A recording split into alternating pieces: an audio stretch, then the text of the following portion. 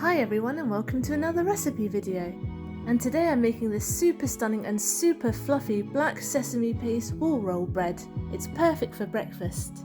Now ever since the baking YouTuber Apron first posted a wool roll bread recipe on YouTube this February, it has absolutely exploded on the internet because it's so cute and such a good idea. So this is my take using my own bread recipe, and as you can see, 300 grams of sweet black sesame paste. So let's go.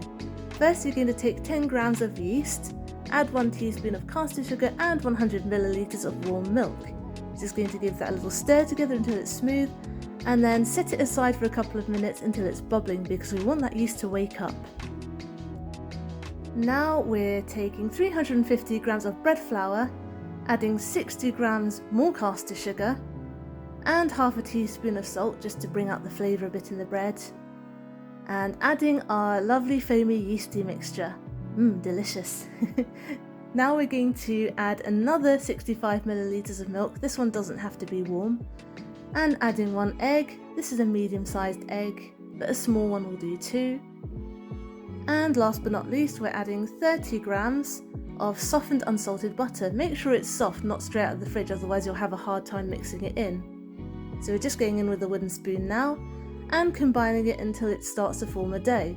Then we're going to switch to our hands and knead this for a good 20 minutes until you can feel the dough fighting back, and that's the gluten structure starting to form. We need that gluten for a springy bread, otherwise it's not going to rise.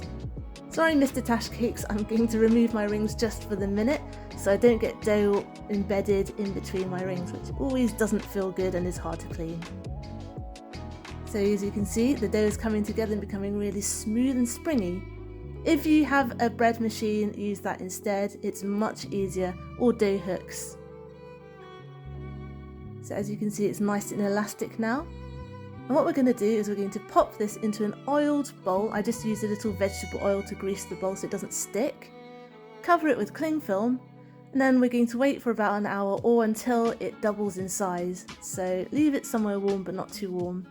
If it's cold it might take a bit longer, but in the summer it usually takes half an hour to an hour. Now we're preparing a pan. This is actually a 7-inch springform pan, but I recommend using 8-inch. I happen to not have one, so I had to use my slightly smaller one, which meant that it baked for a bit longer, but an 8-inch would be perfect. 9-inch is a bit too big because then you'll have a bigger hole in the middle, but you could still use that too. So I'm greasing it with even more soft butter, you can use oil, and lining it with grease-proof paper. Fast forwarding to when our dough is ready, as you can see it's nice and puffy and has doubled in size, so we're going to punch that down. Super satisfying, I love this bit. And now we are going to shape it into 5 balls, and those balls are going to make the individual little bits of wool. You'll see what I mean in a minute. So just flouring the surface well so you don't get any sticky stickage, and tearing that dough out of the bowl onto our work surface. And you'll see in a minute that I use a bench scraper that's specifically for bread to cut the pieces, but you can use a blunt knife as well, or a butter knife will do. Honestly, why am I taking so long to get this dough out of the bowl? There we go. Right, so I'm just going to neaten that up into a ball and cut 5 pieces, and here you can see my bench scraper. It's super handy for cleaning up as well. You just scrape it across the bench, as the name would suggest, but it's also great for cutting dough without damaging your work surface. And you can also use them to create smooth surfaces on buttercream cakes too, so they're really versatile. Now, as luck would have it, my camera stopped filming right as I started to shape the balls, so now I only have 2 out of 5 left, but that's at least 2 is better than nothing. So let's start from the beginning with this one. I'm taking one of those 5 pieces of dough and I'm going to roll it out flat like this, so it's a kind of rectangle shape, and I did this with all of them, so you had all 5 in the end. And once you have that rectangle shape, you're going to take about 1/5 of that black sesame paste I showed you at the beginning, minus a little bit, so I've got a little bit from that 1/5 of black sesame paste just reserved to the side, which you can't see. Now rolling this into a kind of sausage shape. This is super satisfying. And what I'm going to do is I'm going to make a little black sesame dough parcel. So I'm folding it into the dough like this, nice and snug. And then I'm going to place it seam side down, as you can see here, so that when I roll it out again, it will all stick nicely and that black sesame paste stays inside.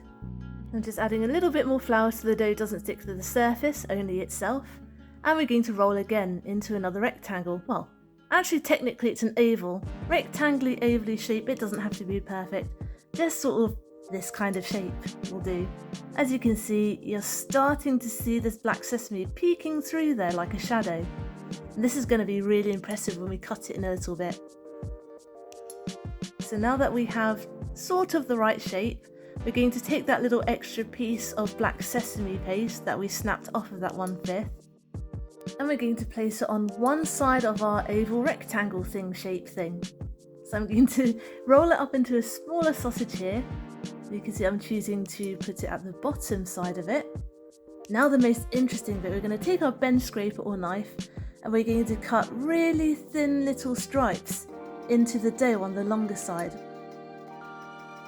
We're stopping about 1 centimetre or 2 before that log of black sesame paste that's on the surface. And this is what's going to create our threads of string, or threads of wool. And it already looks so gorgeous. You can use this with red bean paste or mung bean paste as well. It doesn't have to be black sesame, anything you like. And now the magic part, we're going to roll it up.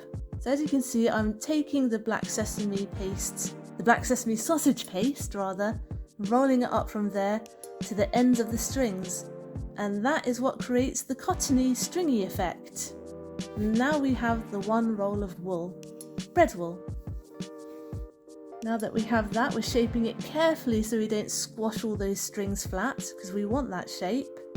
And we're going to take it and put it in our tin.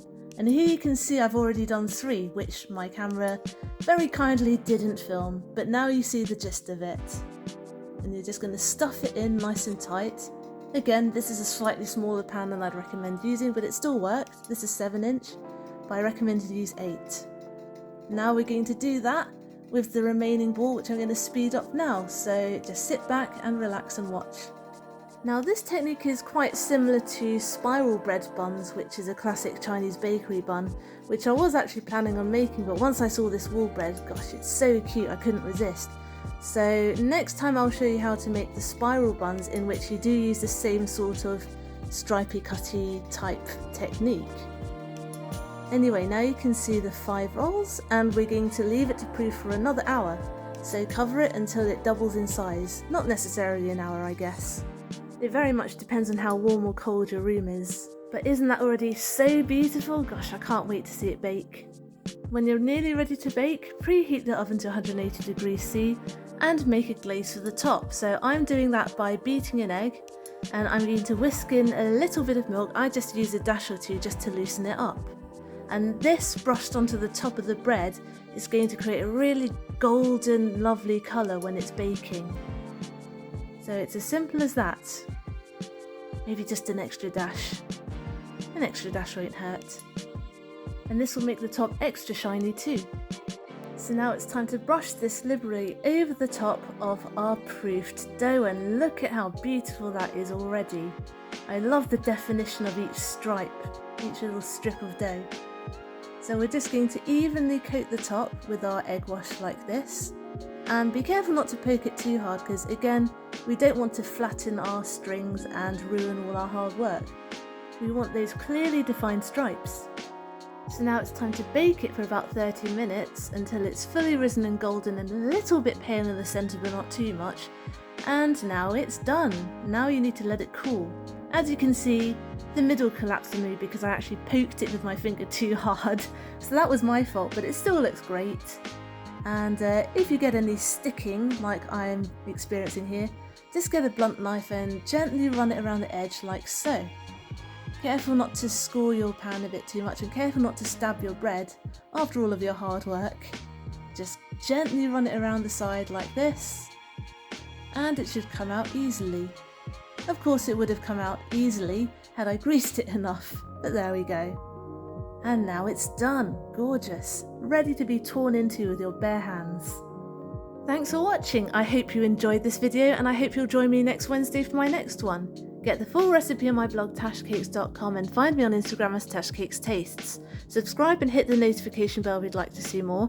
Give this video a like if you liked it to help other people find it, And comment down below if you'd like me to make anything in particular. And I'll see you guys later. Stay safe, be nice, and have a good week.